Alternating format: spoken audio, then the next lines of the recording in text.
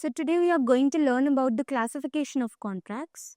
So classification of contracts means the differentiation based upon the features. So classification of contracts, in that there are three differentiations. First one is as per the validity. This one is a validity. The other one is a formation, and the third one is a performance. So based upon the validity of the contracts are divided into 5 types. The first one is a valid contract. Under valid contract, you can say that the contract becomes valid if all the essential elements of the contract are filled up, and that too in a proper manner by both the parties with the mutual consent, and that too in the writing. So all the essential elements of a valid contract are done, then the contract can be termed as a valid contract. So for instance, I can tell you that what are the features. The first one is the offer. The second one is the acceptance.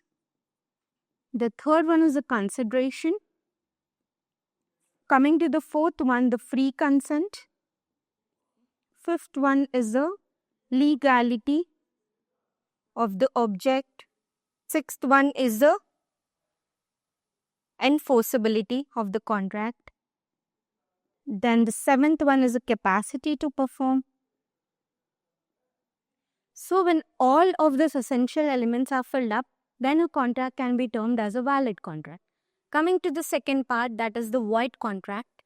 Void contract is the one where any of the essential elements or none of the essential elements are filled up. So that term can be termed as a void contract. If any of the essential elements or all of the essential elements are not available in the contract, then it can be termed as a void contract.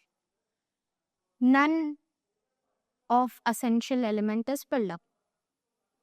None of essential elements are present in the contract, then that can be termed as a void contract. Then comes to the third part, that is the voidable contract. Voidable contract is at the option of either of the party, that either they can make it valid or void. So based upon the party's execution, whether they are doing it whether they are making it valid or making it void, that depends upon the party. So coming to the illegal contract is one where the object itself or the object on which the contract is formed itself is illegal. That means the terms of the contract are not legal in the terms. That means the terms itself are having something which is not acceptable by the court of law. Then those contracts can be said as the illegal contracts. Then coming to the last part, that is the unenforceable contracts. These contracts cannot be taken to court of law. So they cannot be taken to court of law.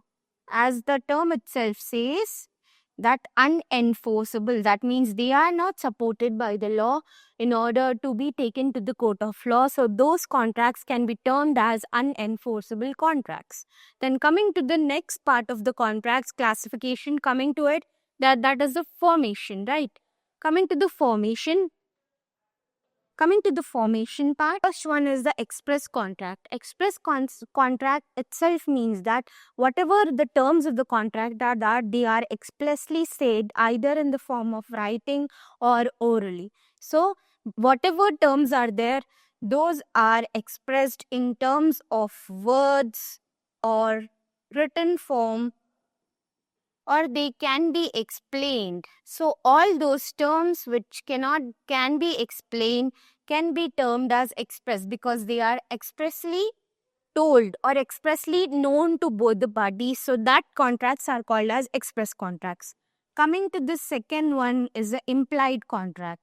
Implied contract, we can have a best example that whenever we are visiting somewhere to do the shopping and all that, the offerer himself will not give you offer in person, but the person is displaying it everywhere that he is giving an offer, right?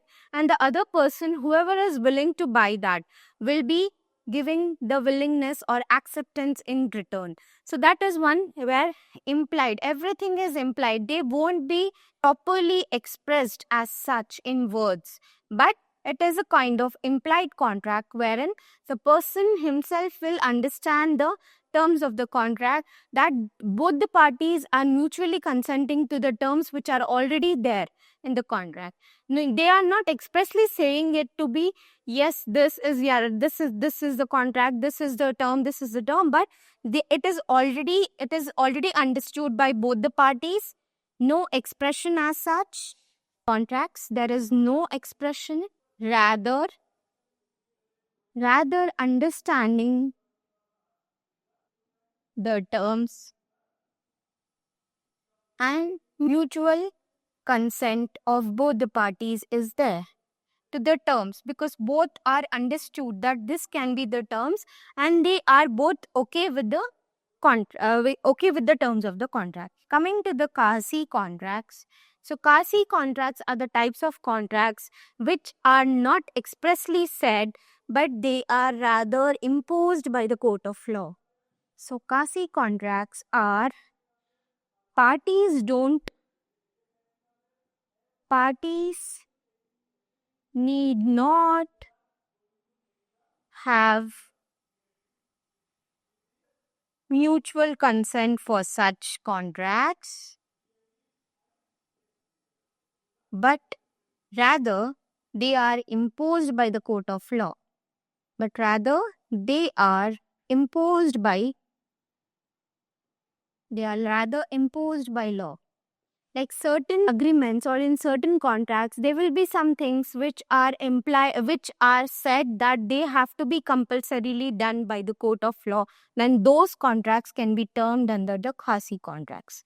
Coming to the tacit contracts. Tacit contracts are the one where there are no such great rules in order to fulfill them. So that can be termed as a tacit contracts.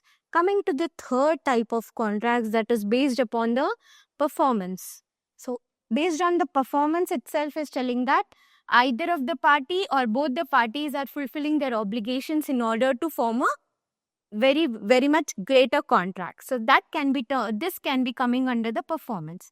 So executed contract, as the name itself is telling that it is executed on part of both the parties, then that contract can be said as a executed contract. Basically, the finally completed contract can be termed as the executed contract.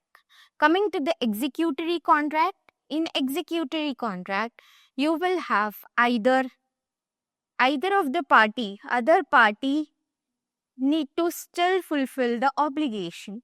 Other party need to still fulfill the obligation in order to complete the contract. So that can be termed as an executory contract. In other words, you can also say that the executory contract is the one where one party has already fulfilled his obligations and the other party he needs to fulfill in future or in near time. That can be termed as an executory contract.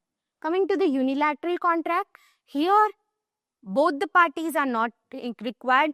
One party has completed his obligations, so that can be termed as an unilateral contract. And bilateral means two parties have fulfilled their obligations. So that can be termed as bilateral contract. As the name itself suggests, unilateral. Here the main focus is on one party, because his execution of the contract is very much necessary or very much important. So therefore, you can say that unilateral contracts are the one where one party has already fulfilled his obligations and one party's obligations are very much necessary. Coming to the second, bilateral contract, here both the parties are equally important. Both the parties' obligations are equally important. Then those can be termed as in bilateral contracts. As the name itself suggests, you can clearly understand the difference between unilateral and bilateral. Coming to the next part of it, we will now understand in detail about these definitions and how they are given within the law. We will do that now.